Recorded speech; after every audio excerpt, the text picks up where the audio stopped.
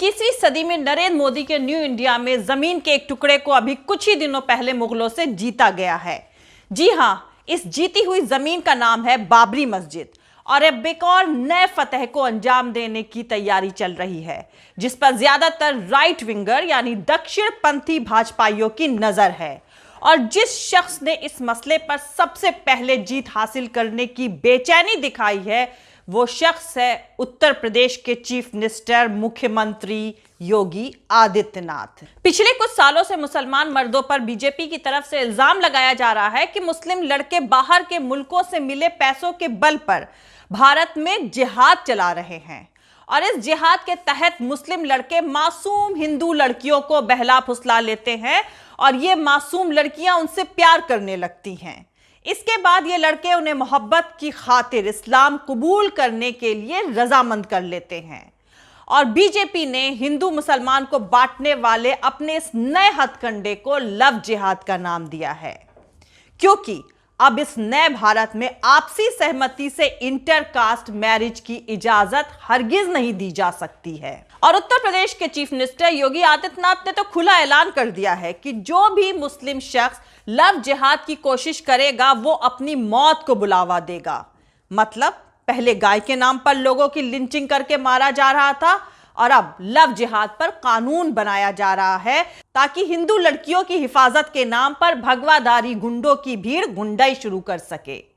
देश और स्टेट्स की बीजेपी सरकारें अपने सियासी फायदे के लिए भीड़ तंत्र और नफरत की खेती में मशगूल है, जबकि मुल्क के लोग हमेशा से मोहब्बत के पैरोकार रहे हैं। गरीबी, बेरोजगारी, खस्ता हाल होती इकोनॉमी और कोरोना से निपटने में बद इंतजामी के बीच इन दिनों लव जिहाद के मुद्दे को बीजेपी की तरफ से उछाला जा रहा है। जी हां, उछाला जा रहा है। ऐसा मैं इसलिए कह रही हूं क्योंकि कुछ नामचीन टीवी चैनलों ने पिछले कुछ दिनों में लव जिहाद के मुद्दों पर घंटों प्रोग्राम चलाने और डिबेट करने का तमाशा शुरू कर दिया है।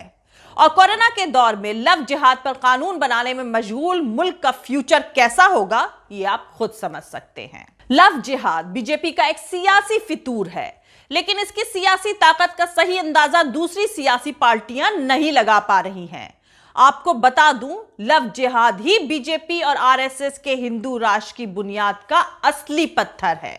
दरअसल लव जिहाद के एजेंडे के इर्द गिर्द हिंदू सोच के झुकाव पर ही हिंदू राष्ट्र बनाने का पूरा दामोदार टिका है। लव जिहाद लगातार धीरे धीरे उस बहाने में तब्दील होता जा रहा है जो एक ऐसे गवर्नेंस की एस्टैब्लिशमेंट में मददगार साबित हो सकता है जिसमें सियासत और मजहब आपस में उलझ जाएंगे और हिंदू राष्ट्र ख्वाब एक हकीकत में तब्दील हो जाएगा। और कोई भी आम इंसान इस बात का अंदाजा लगा सकता है कि यह सब भारत के लिए कितना खतरनाक साबित होगा। लव जिहाद के भूत को जिस तरह की खुलकर मंजूरी मिल रही है और टीवी चैनलों और सोशल मीडिया पर इस पर हो रही बहसों में जिस तरह की बढ़ोतरी हुई है, उसने लव जिहाद को एक ऐसा काल्पनिक मॉन्स्टर बना दिया है जिसे लोग हकीकत मानने लगे हैं। और वो मॉन्स्टर यानी राक्षस जो कभी दिखता नहीं है, उससे सामना होने का डर काफी भयानक तरीके से लगातार बढ़ता जाता है। तो दोस्तों, लव जिहाद को मैं ना दिखने वाला मॉन्स्टर यानी राक्षस इसलिए कह रही हूं क्योंकि केंद्रीय गृह राज्य मंत्री किशन रेड्डी ने इस साल फरवरी में संविधान के आर्टिकल 25 का हवाला देते हुए कहा था कि आर्टिकल 25 हमें किसी भी मजहब का प्रचार करने और उसे मानने की आजादी देता है और लव जिहाद नाम जैसे शब्द की मौजूदा नियमों के तहत कोई डेफिनेशन नहीं है और न ही किसी भी सेंट्रल जांच एजेंसियों के सामने लव जिहाद का कोई मामला आया है। आपको बता दूं, देश में कई अदालतें जिनमें केरल हाईकोर्ट भी शामिल है, उन्होंने भी इस सच पर मोहर लगाई है। साल 2009 में केरल हाईकोर्ट ने अपने एक फैसले में कहा था कि हमारी सोसाइटी में इंटरकास्ट मैरिज होना नॉर्मल बात है और इसे क्रिमिनल एक्ट नहीं कहा जा सकता है। लेकिन इसके बावजूद पिछले कुछ दिनों में जिन स्टेट में बीजेपी पावर में है, वहां लव जिहाद को लेकर नया तमाशा देखने को मिल रहा है। दरअसल उत्तर प्रदेश, मध्य प्रदेश, हरियाणा और कर्नाटक की सरकारों ने कहा है कि वे लव जिहाद पर कानून बनाएंगी और उत्तर प्रदेश की योगी सरकार इतनी जल्दी में है कि वो इस पर ऑर्डिनेंस यानी अध्यादेश ला रही है। तो दोस्तों, लव जिहाद का मुद्दा देश को किस तबाही की तरफ ले जा सकता है और क्या लव जिहाद का एजेंडे को उठाकर बीजेपी सिर्फ सियासी सौदेबाजी करना चाहती है या इतनी मेहनत और कसरत के पीछे कोई बड़ा मकसद छिपा है? और लव जिहाद के भूत को सबसे पहले कब और क्यों बोतल से बाहर निकाला गया था, सब बताऊंगी। लेकिन इससे पहले जो लोग मेरे इस चैनल पर नए हैं वो मेरा YouTube channel political Tamasha with doctor Arshi को सब्सक्राइब करके वहां पे लगी बेल आइकॉन को जरूर दबा दे ताकि आपको हमारे आने वाले हर वीडियो की अपडेट्स मिलती रहे। और दोस्तों, अगर आपको हमारा काम पसंद आता है, हमारे वीडियोस पसंद आते हैं तो www.patreon.com/dr अर्शी खान पर जाकर डोनेट करके आप हमारे काम को सपोर्ट कर सकते हैं। तो चलिए शुरू करते हैं। तो दोस्तों, लव जिहाद के भूत को पहली बार कर्नाटक की एक हिंदुत्ववादी ऑर्गेनाइजेशन हिंदू जन जागृति समिति HJS ने 2007 में निकाला था। और इसके बाद कर्नाटक में पार्क, पब और कॉलेजों में लड़के लड़कियों पर हमले किए गए थे, यह कहते हुए कि भारतीय कल्चर का वेस्टर्नाइजेशन किया जा रहा है।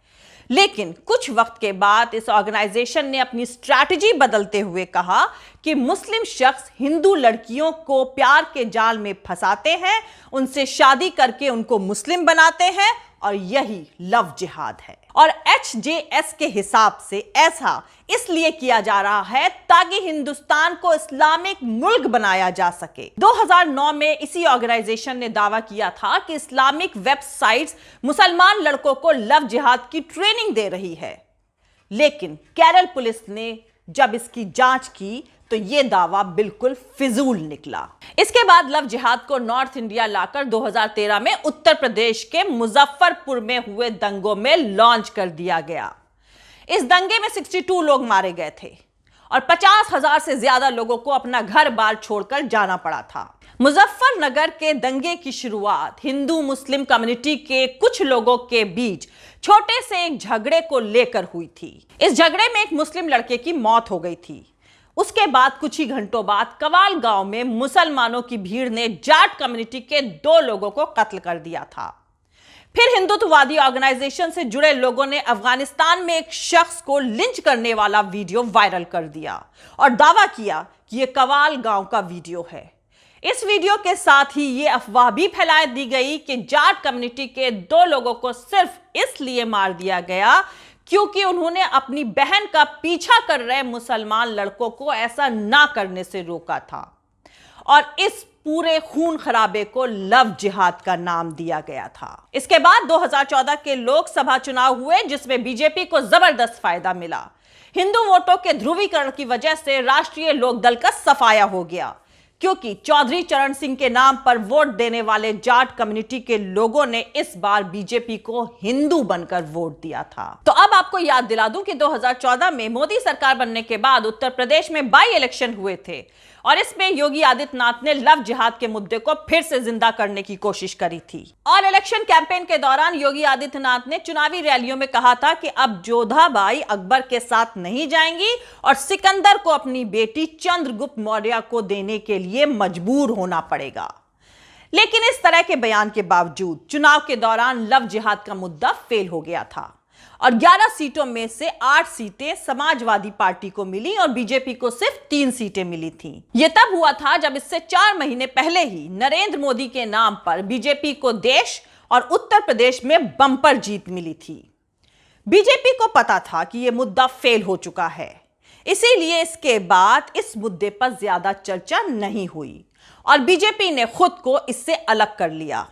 लेकिन इस साल अक्टूबर के आखिर में हरियाणा के फरीदाबाद में निकिला तोमर नाम की लड़की को कॉलेज से निकलते वक्त गोली मारने का वाकया हो गया। गोली मारने वाला लड़का निकिता के साथ पढ़ता था और क्योंकि वो मुसलमान था इसलिए इस मामले को लव जिहाद का नाम दे दिया गया।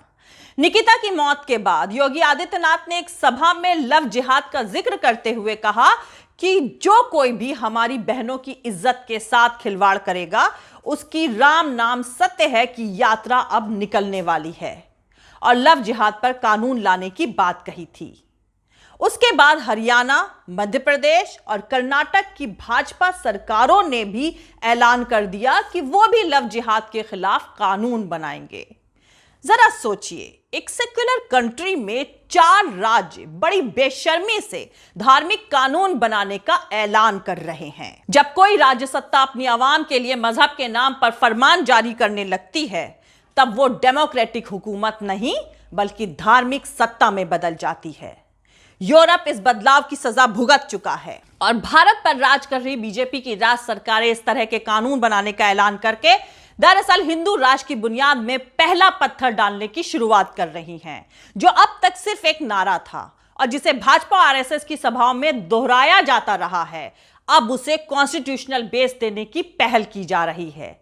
लेकिन इतना तय है कि लव जिहाद का यह शोर बेहद खतरनाक है। सोशल मीडिया पर हिंदुओं और मुसलमानों के बीच इतनी गहरी खाई बनाने की कोशिश करी जा रही है कि ये दोनों कम्युनिटी आपस में दुआ सलाम करना तक छोड़ दें। जाहिर सी बात है, इतनी मेहनत बीजेपी किसी न किसी बड़े मकसद को हासिल करने के लिए कर रही है। इस बड़े मकसद का जिक्र हिंदुत्ववादी ऑर्गेनाइजेशन से जुड़े लोग हर दिन में कई बार करते हैं और वो है 2024 तक भारत को हिंदू राष्ट्र बनाना। जय हिंद, सत्यमेव जयते, अल्लाह हाफिज। दोस्तों, हमारा पूरा वीडियो और दूसरे और वीडियोस देखने के लिए हमारा YouTube channel political Tamasha with doctor Arshi को सब्सक्राइब करके वहां पे लगी बेल आइकॉन को जरूर दबा दें ताकि आपको हमारे आने वाले हर वीडियो की अपडेट्स मिलती रहे। और दोस्तों, अगर आपको हमारा काम पसंद आता है, हमारे वीडियोस पसंद आते हैं, तो www.patreon.com/dr अर्शी खान पर जाकर डोनेट करके आप हमारे काम को सपोर्ट कर सकते हैं। दोस्तों, अगर आपको हमारा वीडियो पसंद आता है तो लाइक और शेयर करना हरगिज नहीं भूलें।